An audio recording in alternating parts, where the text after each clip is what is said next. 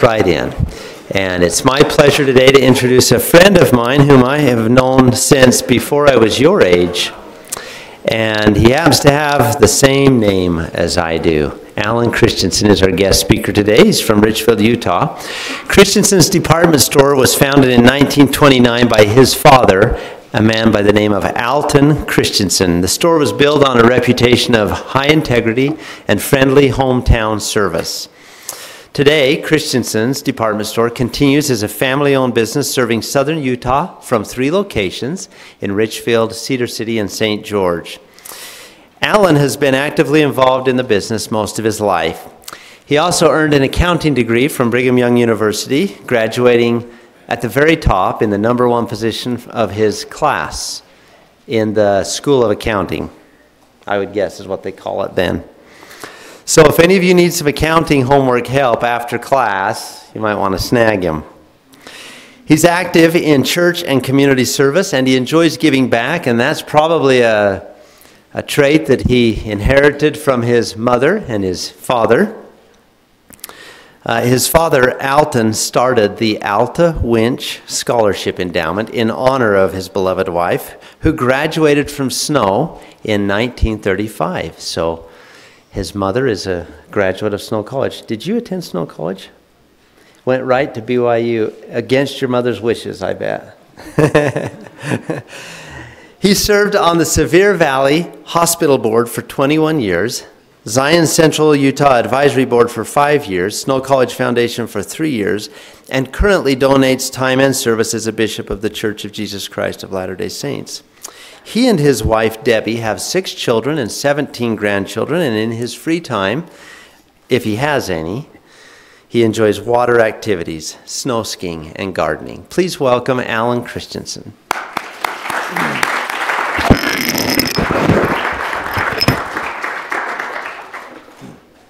I didn't attend Snow College, but I repented, and all 6 of my kids have attended Snow College, so is that good enough, Alan? Yes, we'll let you buy with that. Okay. I'm happy to be here. Can everybody hear me okay with the mic? As was mentioned, Christensen started in 1929. We'll soon be celebrating our 89th anniversary. That's a long time ago. Most businesses don't survive that long, and we've been fortunate, lucky, whatever, to make that work. I don't want to get into a lot of details, but just briefly, I want to tell you a little bit about the beginning of Christensen's. My father was raised in a home. My grandfather, his father, was the general manager of a store called the J.M. Peterson store in Richfield. This is at the turn of the century in 1900. They sold everything from saddles to groceries and clothes. And I guess that's where my father got exposed to retail. And he liked it, and he, when a little kid, worked in the store. I remember him telling stories of how he would throw a 50-pound sack of flour when he was even 8 or 9 years old and carry it out and put it in a horse and buggy. They didn't have cars at those times. Anyway, so he got retail in his blood. When he was 10, he was orphaned. And with his grandmother raised him, and with, I guess, a little bit of the estate. I'm getting ahead of myself. He went on a mission, came back, went to University of Utah. We forgave him for that. Not really. I'm a BYU fan. After about 6 weeks, he got tired of the U of U and ended up just walking home from Salt Lake back to Richfield. And with the little bit of the money that was left in his parents' estate, he started Christensen's in a little store. If you've been in Richfield, it would be where the theater is. In a little building, it was about 10 by 30 feet, so about 300 square feet. Over the course of the next few years, he moved as a business group. And he started in 1929, which actually, pretty poor year to start a business. That's the start of the Great Depression, which none of us have ever experienced anything like that. In 2007, we had the Great Recession, which was, I guess, nothing compared to what the Great Recession, or the Great Depression was. But Over the course of the next 2 or 3 years, he was able to keep the business afloat. and moved into several other locations until he finally built the building where we're at in Richfield. You may or may not know where that is if you're from Richfield or maybe Sevier County. Maybe you've been there. We've been there actually since about 1938, I think it's when, 37, when they built the store. Anyway, so as I grew up, I got exposed to retail. When I was 5 or 6 years old, I'd go down and sweep the store and empty the garbages and wash the windows and sort the hangers. And I actually fell in love with retail. I got it in my blood. I grew up, and as I became older, I got more responsibilities. I got to merchandise, and my dad would take me to markets where they'd buy the clothes, that would be coming in. And so I knew that that's just what I wanted to do when I grew up. I wanted to be like my dad. Wanted to be involved in retail. So after graduating from high school, I went to BYU. I thought I wanted to take something that would be business related. I chose accounting, and graduated in accounting, and I'm glad I did. I used that, in the store. I keep track of the finances, and I do the bills. I don't do tax returns. Things I could have maybe 40 years ago. Tax laws have changed a lot, and we just have a local CPA firm do that. Anyway, I got back involved. I graduated from BYU in 1979, and I moved back to Richfield. I have 2 brothers that are involved with me, or were involved with me. Dad kind of turned the store over to us at that point in time. In the meantime, he had Cedar City. We'd had a store in Cedar City, so we had Cedar and Richfield when I came back. As you graduate from high school, you have these dreams and aspirations. I thought, bigger's better. I wanted to have a lot of stores. I wanted to, I don't know, there was something that was inside of me that just wanted to be, I wanted to have another store and another store. I'd seen that, and you go to college and think, like, I can conquer the world.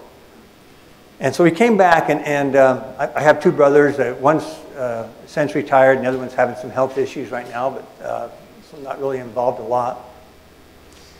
But in 1980, we had a guy that worked in the store for us that married a girl from Fillmore. And we thought, well, this would be a great opportunity to open a store in Fillmore. We'll just send him over there. And he had worked with us all through high school, and he didn't go to college. He'd worked for us for about 7, 8 years, and kind of knew the ins and outs of business. So we opened a store in Fillmore. That was in 80. In 83, we had the opportunity to open a store in St. George. That was a big adventure for us. The store in Fillmore was kind of a small store. The store in St. George was fairly big. It was about 35,000 square feet. It took a lot of capital, and we kind of went out on a limb, my 2 brothers and I. And if you're thinking about starting a business, I mean, one of the biggest things is where do you get the money to start? Either you've got a rich uncle that you've inherited it from, or you go to the bank. And when we did Fillmore, we just kind of did that as we went. We actually could just absorb that cost as we went along. We didn't fixture it real nice, but we got by. We had to buy the inventory for it. We turned inventory fast enough that we could use that to pay the bills to buy more inventory. When we did St. George, that was a big adventure for us, and we bit off about as much as we could chew, and had to go to the bank and sign your life away on a note that we could borrowing that we could borrow for the store. And that's how most of you probably, as you get into the business world, or as you get a business idea, as that blossoms and as it becomes a reality, you probably need to go to the bank. So that's something, and I'll talk about that a little bit later. But anyway, we did St. George. In 1985, we opened up a store in Delta. So we actually had kind of the southwest part of the state covered with Richfield, Delta, Fillmore, Cedar, and St. George. And that was great. I was excited. But I soon learned that I was gone away from home a lot. You'd been over to Delta for the day, or over to Fillmore. And I was at the stage where my family was starting to grow up, and I suddenly kind of had this realization, wake-up call, that I needed to find a balance in my life between being extremely busy in the store and expanding that and growing that, and being involved at home and being able to coach my kids' Little League teams and junior jazz basketball games. And I guess that's when the realization that maybe bigger is not always better. And I started to have some second doubts. And in the meantime, we had during the latter part of the 80s and 90s, economy was good here, and we had opportunities. We had phone calls from people in Mesquite that wanted us to put a store in Mesquite. Nephi, Moab, Logan, Brigham City, Hawaii even. I even said to my brothers, I'll go over there and check that one out. But anyway, we could have expanded a lot. And that was kind of what my dream was as I came out of college. But as my family came along, I realized, I want to be home more. I need to find that balance, being able to support my family and have a comfortable lifestyle with the work end, but also being able to spend time with my family. And so my two brothers and I, we kind of decided, we're just content with the 5. In fact, I didn't even know if I wanted 5 at the time, the 5 stores. And we ultimately closed Fillmore. We thought, well, gee, it was kind of a marginal store anyway. We didn't do a lot of volume. And so we thought, well, if you're going to be in Millard County, Delta's the place to be. So we closed Fillmore and just had the 4 stores. And that was okay. Still, again, in my mind, a little bit busy, a little bit more tied down business-wise than I wanted to be. And our lease in Delta was up in 1995, and it had been, like I say, we had in the 10 years that we had been in Delta, we paid a manager to run it, and we just didn't do enough volume to really pay him even a lot. But I didn't take one penny in those 10 years out of the store in Delta. And yet we had borrowed money to make that work. And so when our lease was up, we actually closed that store as well. Actually sold it. So we have 3 stores, and that's where we've been since 1995. And I'm comfortable with that. It's been over the years been able to provide for me a good balance. And that's one of the things I think that I don't think you can get a full grasp of until you get out in the real world and you try to mesh that with raising a family, being tied down with your business, and starting a business. I didn't ever start one per se. Like I say, my dad started that in 1929. But I came along 50 years later, and we grew it. And there's a lot of challenges and a lot of things that I experienced that I think perhaps helped me gain an appreciation of that. I just want to talk about, there's some rewards and some challenges. And I think in whatever business you choose, you're going to have those. Some of the rewards, one of the I guess, best rewards of being your own entrepreneur, starting your own business, being involved in yourself is the flexibility that I have. I work hard. I know I put in more hours at the store than anybody in my organization. But I also, with that said, over the years, I wanted to coach my kids' Little League teams and junior jazz teams. And I had 6 children that were actively involved in sports in high school. And over those 6 kids, there would have been hundreds of volleyball and basketball and tennis matches and track meets and golf tournaments. And I can count on my hand the number that I would have missed in those 20 or 25 years that I had kids going to high school. Because to me, that was important to me. That may not be important to some parents, but I wanted to be there and watch my kids. Some were good. Some of them were really good in what they did. And others were just very mediocre, but it didn't matter. I just wanted to be there to watch them perform and do their thing. And so being my own boss, afforded me that opportunity that I could sneak away at 4:30 and hop in the car and drive to Mount Pleasant to watch my girls play against the North Sanpete girls or whatever. And so that's, you know, I guess maybe is one of the rewards for me that, that was huge in terms of being able to be my own boss, is the time, the flexibility that I have in kind of managing my own schedule. Look at my notes here, I can kind of, you know, one of the other things that is really fulfilling to me is that as your own boss, you have this idea, and then you can make it work. You can watch it blossom. You can work it through till it becomes a reality. And you know, one of the things that that I reflect on most, I remember when my dad had passed away. He lived to be 97. Came to the store up until that time, right up until the very end. But even though he didn't actively manage or do a lot of things, but in those last few years. But my dad was, I sat down with my two brothers and I said, wouldn't it be awesome when on Dad's 100th birthday to have like this incredibly huge, big sale? And so we kind of planned that, and that's the idea, you know, and that was kind of fun to get that. And then over the course of 6 months, we called up a lot of these vendors that we work with, and we kind of said, hey, this is what we're thinking, Dad would be 100 years old on this day, and we want to have this huge sale. Can you give us some giveaways or some prizes, or maybe on some items give us some like rock bottom prices so that we can, have this great sale and pass the savings on to the consumers.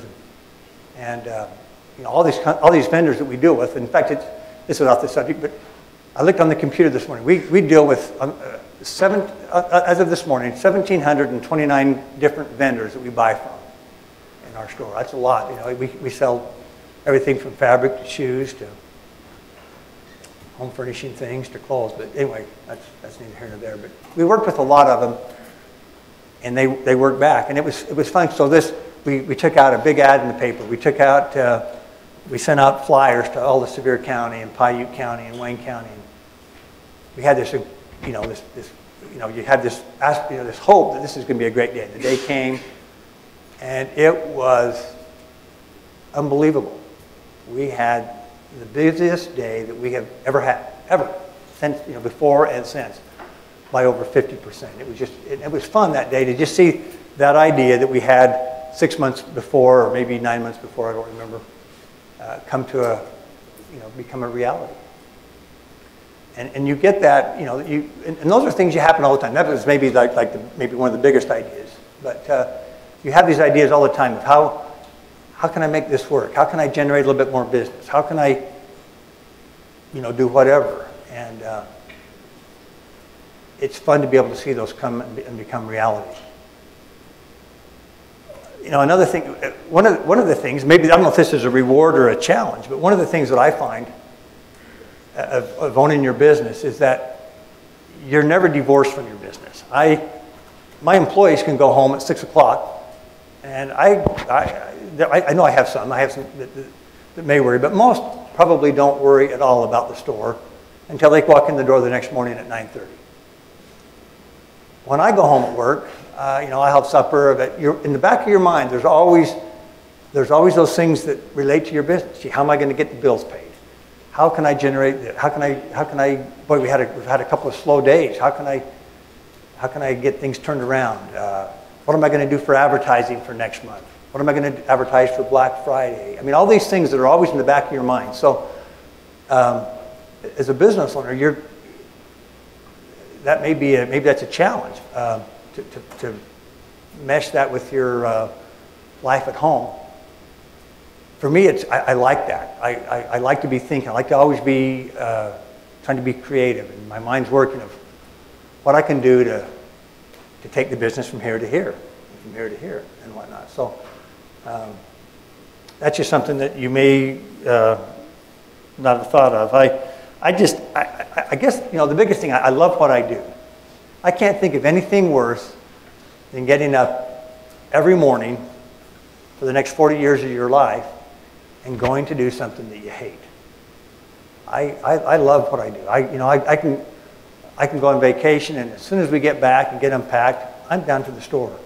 I want to see what new things have come in. I want to see, how our days have been, if they've been good or, I just love being there. And so as you choose a profession and as you get ideas, it doesn't matter if you're a retailer or a school teacher or a garbage collector. If that's what you love, then more power to you, because you're going to spend a lot of time in the next 30, 40, 50 years of your life doing that. I mentioned earlier, I'm involved with my two brothers. When I came back, and that's been an awesome experience. I love my brothers. They're my best friends. I have, over the years, grown very, very close to them. I have 3 sisters, and they're great too. But having the opportunity to work with my brothers has been awesome.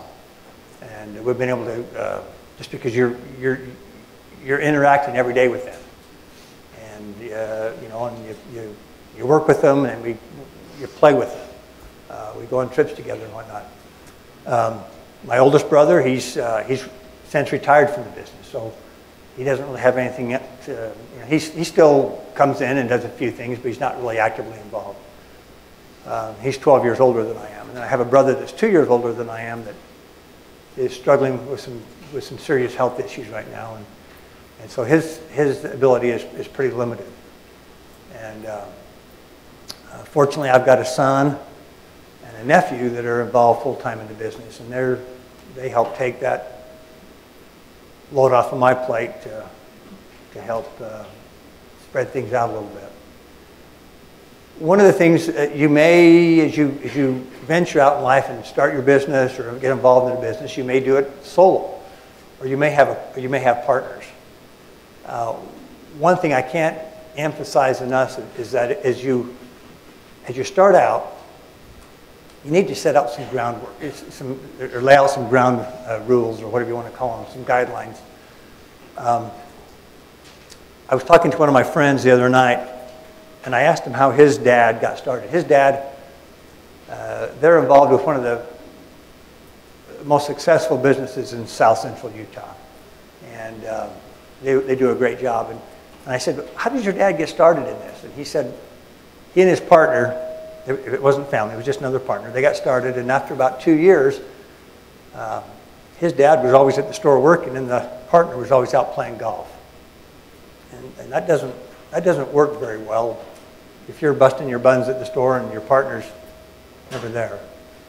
And he said my dad finally bought him out, and it was kind of a bitter thing, but my dad couldn't work with somebody that didn't ever work, or didn't want to be involved with someone that didn't want to ever work. And so there needs to be, you may have a different philosophy. My wife says I'm kind of a workaholic. I try and mesh things together. I've never had an issue with my brothers. But if I had a brother that didn't ever want to come to work, that would be hard.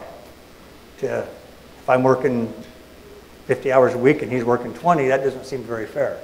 So as you get involved in business, if you have a partner, you need to make sure you lay some bases out, some groundwork, so that you know that you're all on the same page in terms of what's expected and what's the time commitment that's going to be there, how many days off you want, or whatever it is, so that you're on the same page. Because if you're not, it'll ultimately lead to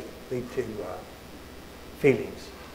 And I've been blessed. And if you work with family, that's even a little bit hairier, I guess. That's not maybe the right word, because if I have a business partner and I don't get along with them, you can split. If my family member is that business partner, it's pretty hard to split families. He's always going to be my brother. So if you're involved with family, you just need to make sure that you kind of lay the ground rules out, if that makes sense. As we started in business, as I came back, my two brothers and I, we sat down. We said, okay, Alan, I graduated in accounting. So I said, well, why don't I'll keep track of the books, and I'll pay the bills, and I'll do the payroll, I'll do the financial end of things. And I'm going to do, and then we divided the store up into departments. My brother and I, we did the buying for the men's department. My other brother, he did the ladies, and my one sister-in-law did this, and so and it worked. We kind of laid out the groundwork, and we went and did our own responsibilities. One of the things that I've learned over the years is that we go to. I'll back up a little bit. We go to market in our industry. We're buying about 6 to 8 months out of the things we want. So I'm okay. It's in August, in July and August, I was buying things that would be coming in our store next January, February, March. There's about 6, 7, 8 months lead time. And so over the last 30, 40 years, as we go to markets, I'm in LA. The biggest apparel show in the world is in Las Vegas. So I'm in LA, I'm in Vegas, I'm in New York, I'm in Seattle, I'm in Minneapolis. Going to these shows, you meet with these vendors. Back when I first started out, the vendors came to you pretty much. But companies have downsized. They don't have the traveling salesman anymore, so there's these big national or regional shows that we go to. And I remember the first 3 or 4 times I went back to New York. That was great. That was awesome. It was fun. You go do your work, and at nighttime you could go see a Broadway play. You could go to Central Park. You could go see the Knicks play a ball game. New York's got a ton of stuff to do. But once you've been back there 30 or 40 times, it's just work. It's like I got to go to New York again, and that's it becomes old, and it becomes just not as fun. 3 years ago, I made the decision. I don't want to go to markets anymore. I'm tired. I'm tired of being in LA. I'm tired of being in New York.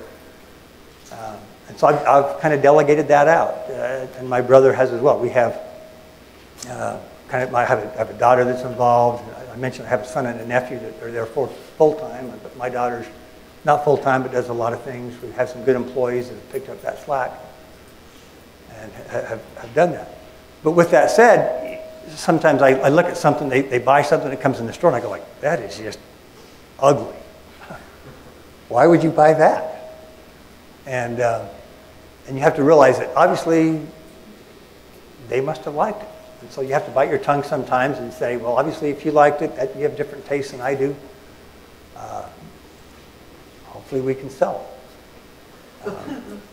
If it doesn't sell at regular price, 30% off, half price less additional 25%, ultimately DI. It goes through that cycle. So, and that brings up, we do, after something has been on, there's a certain shelf life, if you would, of something that comes in. You get some spring stuff in February, you get some flip-flops or sandals or shorts, and it's crazy because we get spring things in, and it's still snowing. Yesterday at the store, I got in all my snowpack boots, and it's still 90 degrees outside. Things come in. Hopefully, you start selling them now in anticipation, because when you really start to need it is when I'm going to be getting my spring things in. That's just about how the transition works. But things have a shelf life. So if something comes in February, by about March 15th, you start looking at it, you look at your reports, and you go, I got a dozen of that in. I've only sold 10. I've only sold 2. I got 10 left. Well, it's not very good. I've got to move it. Maybe I need to put it at 20% off. And then you run that, and you put it up for a couple of weekends at that price, and then a month later you look at it and say, I've only sold 2 more, so I've still got 8 left. So then you think, I'm 2/3 of the way through my selling season, so I've got to move that thing, because so then you decide if it goes on the 30% off rack or the half price rack. Something that's worth full value in February. If it's a pair of sandals, it's full value in February, but by about July 20th, it's worth about 20 cents on the dollar for me, because it's the end of the season. I've got to get rid of it. I've got to get that You know, and my philosophy has been, if it hasn't sold in that first 6 months or 5 months or 4 months, whatever that is, I better mark it down to the point to at least get something out of it, so I can take. If something was $50, if I can even get $10 out of it, $10 is better than nothing, and I can take that $10 and put it into fresh inventory. Does that make sense? So that's kind of the way we do things as we mark things down. Is that kind of most things in the store, unless it's like white shirts or Levi's, things that are just basic, socks, that you just kind of fill into year round. But fashionable stuff, seasonable stuff has a shelf life of about 5 months, 5 to 6 months. And then it's essentially worthless. And I know some businesses that may just take stuff and oh, here's all these sandals, I'll just take it and put it in the basement and bring it up next year and put it out as fresh stuff. And my philosophy has always been, gee, if it didn't sell this year, probably not going to sell next summer either. So let's just get rid of it. I might take $5 for a $50 pair of sandals at the end of the season. If it doesn't, we have parking lot sales and sidewalk sales, and we'll have tables full of, table of $5 tables or $10 tables. If it gets clear to the end and I've still got them, I just load them up and take them to DI, because they're really no good to us anymore.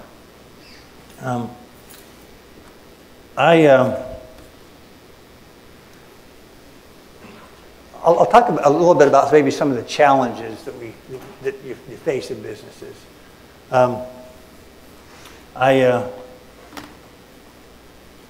One of the things that, I guess if you were in corporate America in a big corporation, that wouldn't happen, but we're just we have 3 stores, we have about 50 employees. Ultimately, if there's ever an issue or a concern or a challenge, it ends up on your desk as a rule. And sometimes that's just like, really? I got to deal with this again? And I have some great employees, and they'll handle a lot of things. But some things you just have to constantly be repeated, and you just get tired of dealing with it. But the buck kind of stops with you as the business owner. So that's one of the challenges that you face. Like I said, we have about 50 employees. We try and empower them to make decisions, and they do a great job. And you have to trust them. Like I say, I don't go to market anymore. I send my employees, and I have to trust that they're going to make good decisions. They may go and spend $50 or $60 or $70,000 at a market buying whatever, and I have to trust them that they're spending my money, and hopefully, and they want to do a good job too, because if the shoe guy's down there, we usually pay our people. If it's a shoe manager, there's a little commission on what the department does. So he wants to make sure that he has the best stuff in his department, so he can sell it, because that comes back to pat his pockets a little bit. So you just need to be able to loosen the reins a little bit, give them some ability to make decisions, and then trust it, go with it. Like I say, there's times it comes in and you may have this shoe that's just like, really? What were you thinking? I said to one the other day, we had something come in and it was just, I hate to use the word, but it was butt ugly. It was bad. And I said, you must have been smoking marijuana when you buy that. And and we actually got looking at it, and the company had misshipped. It was something that he actually hadn't bought, but it was. But you do have things that aren't, maybe what you would buy, but somebody else likes them. Probably the biggest challenge in starting your business, I think, is where do you get the money to do it? Where do you get the capital to expand? We went from, we did a store in Fillmore and Cedar, or Fillmore and St. George, and Delta. When we did St. George, we bit off about all we could chew. You go to the bank and you say, this is what we envision. This is what we're planning on doing. And the banks generally, if you have a good track record, they're willing to loan you the money. But one thing that I think it's kind of a hard, it's not a hard concept to understand, but it's a very real concept, is that interest never sleeps. It never goes to bed. My store may be closed on Sunday, but I'm still paying interest to the bank on any money that I've borrowed 24/7, 365 days a year. And interest can add up a lot. And fortunately, the last 7, 8 years, interest rates that you'll get from the bank or to buy a home have been fairly low. They're starting to creep up now. Back when we opened up St. George, interest rate was 13%. That's huge. You know, a thought just came to me. I'm going to get off the subject a little bit. I had a lady. All of you have credit cards. And just to show you how interest would work. All of you, anybody here that doesn't have a plastic piece of credit card in their wallet? Most of you do. Interest on credit card is what? 15 to 25%, depending on what you may have. I had a situation in the store. This happened just a couple of years ago. A lady came in, and she made a $300 purchase. And she pulled out her credit card and said, try 50 on this. So I swiped it, and punched in 50, and it went through. She said, try 50 more. Put 50 in, swiped it, and it was declined. She pulled out another credit card and said, try this. And we went 50 on that. We went through 7 cards to make that $300 purchase. And this lady, her husband would have one of the better, probably one of the top 5 jobs in Sevier County. They do well. But she's got 6 bank cards that are maxed out that, you know, I'm guessing in her case, probably $15,000, $20,000 on a credit card. So she has, you know, $100,000 on credit card. And you look at that and you think, well, gee, if it's 24%, which isn't uncommon in a bank card, that would be $24,000 a year, $2,000 a month, just to satisfy the interest. That's not even paying down the principal. That's crazy. I had a professor at BYU, and you'll understand this now as I explain it. He said, I don't remember anything I learned from that class except I remembered this one concept. And he said, if you don't manage money, money will manage you. That's huge. And think about that, because that pertains to just your everyday budget as you're raising your family. That pertains to your budget as you work out, as you do your business ventures. If you don't manage money, money will manage you. And in this case, in this lady, money's got her by the grips. If she's paying a couple $1,000s a month just in interest, that would be huge. And one last, a couple of things, a couple of challenges I got getting along here. Business, one of our biggest expenses and challenges we face is healthcare costs. We're a small business. My son-in-law works for UPS. They have a great insurance package, and it doesn't cost them a whole lot. My employees have a horrible health care package, and it costs them 5 times as much, because as small businesses, you don't have a chance to. It's just hard to be competitive. That's a real challenge we face. I just want to spend the last little bit of time, and then we'll open up to some questions. We go till 20 after. Okay. Brick and mortar stores are getting harder and harder to be viable, to be profitable. Our society, your generation, they want to buy something and they just go like this and hit send, and Amazon sends it to you. And that affects me, because our brick and mortar stores over the last 7, 8, 9, 10 years have gone down. Our business has diminished. And the reality of life is that that's probably going to continue to happen, because e-commerce, online sales are just huge, and they'll continue to get bigger and bigger and bigger. And so I had the decision, what do I do? I jump on the bandwagon? Do I get on how do I incorporate e-commerce sales as part of my store? And we spent some money and got a website up, and nobody came to it. You know, Christensen shoes. Nobody knows the shop at Christensen shoes. You know, and then so then we tweaked that. We kind of fell flat on our face on that, and so we thought, well, gee, we'll just join the big boys and we'll just sell on Amazon. As a third-party seller, I can sell things on Amazon from my store, and started that about 3 years ago, and that just has continued to grow and grow and grow and grow. It's actually been kind of fun. I remember when my nephew started that up. I'm pretty dumb when it comes to technology. He got us all set up on that, and I'm going like, this is never going to fly. And about 15 minutes after he posted our first batch of shoes, we sold one. I go, that's crazy. And I'm selling on Amazon about, we have mostly shoes on there. We have some apparel items, but I'm selling about 15 shoes a day on Amazon.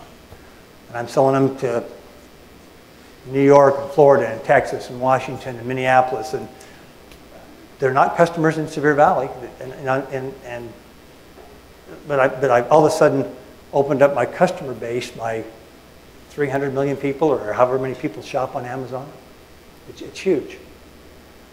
Then my nephew, how many of you guys have heard of Jane.com? You girls have, maybe? Jane.com? So about a year ago, we've had Amazon over here on the e-commerce. He said, we need to start selling stuff on Jane.com. Jane.com has 750,000 followers. And, so we kind of got involved with that and explored that and started selling on Jane.com. Just yesterday, this is the exception, not the rule, but just yesterday I had a shoe.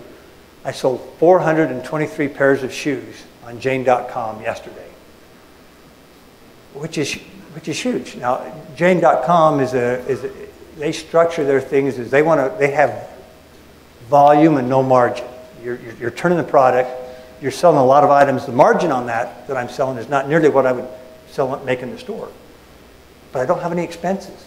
I can do that in the back room of the store. I don't have any utility expenses. I don't have to pay rent. I have a couple of people running that for me. So I have some wages, but that's it. Has anybody heard of Pick Your Plum? Pick Your Plum is another Jane.com thing we're involved in.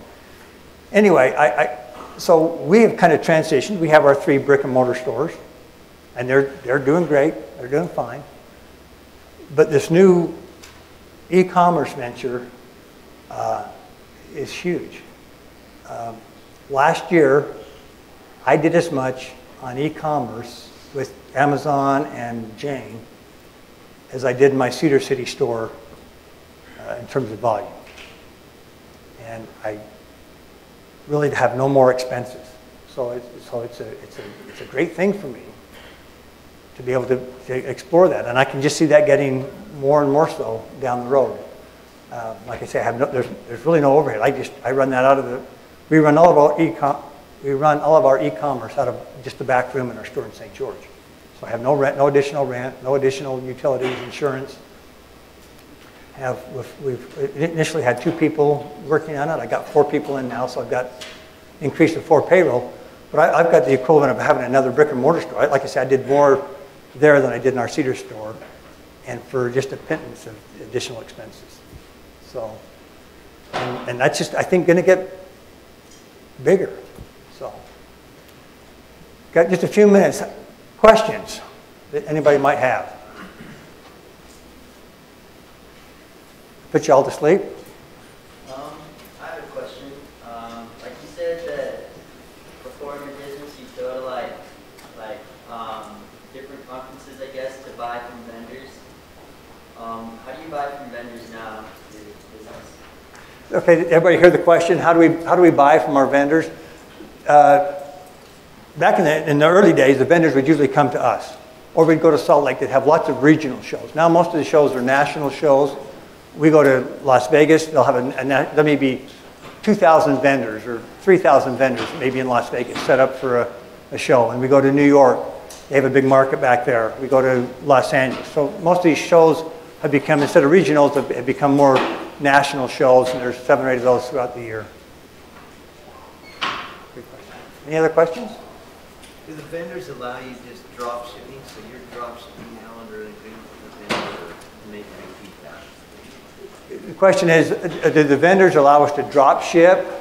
How do we get most of our things? Most of the things we get just come UPS. The e-commerce, we fulfill all those. Yeah, we fulfill all those. We don't have a third party.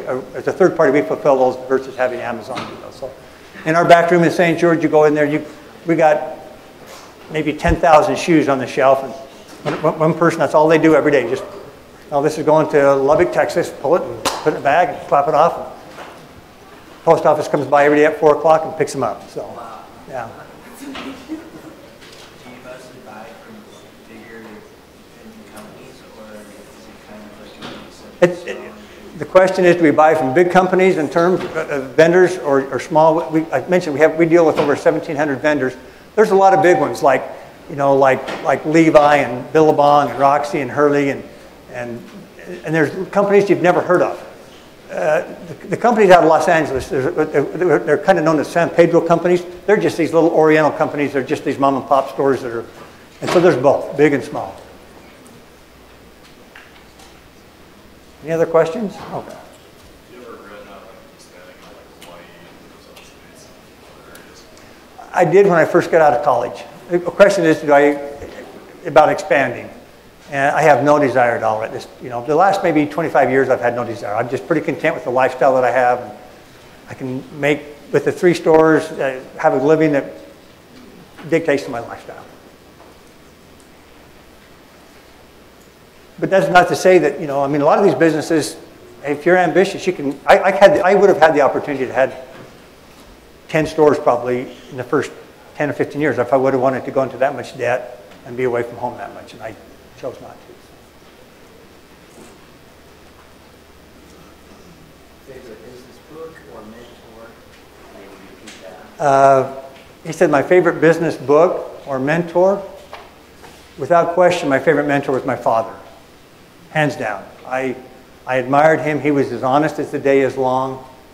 He taught me, he gave me the foundation that I have today. So I didn't have any business books other than the accounting books that go in. So. Okay. Any other questions? What sets Christensen's department store from all others?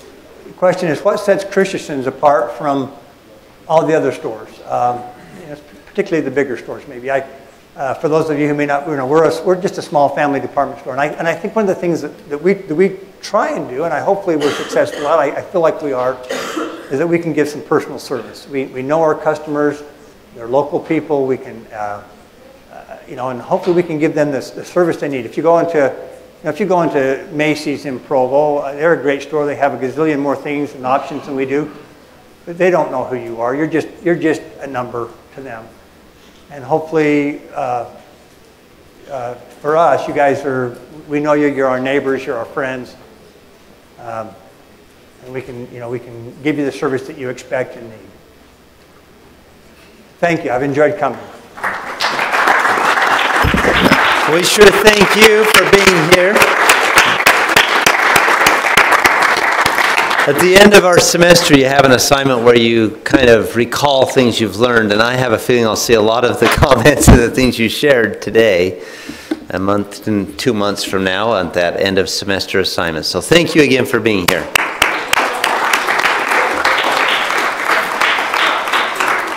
Please leave your little pink cards on the table. There's a table at the back here. Leave your attendance card there.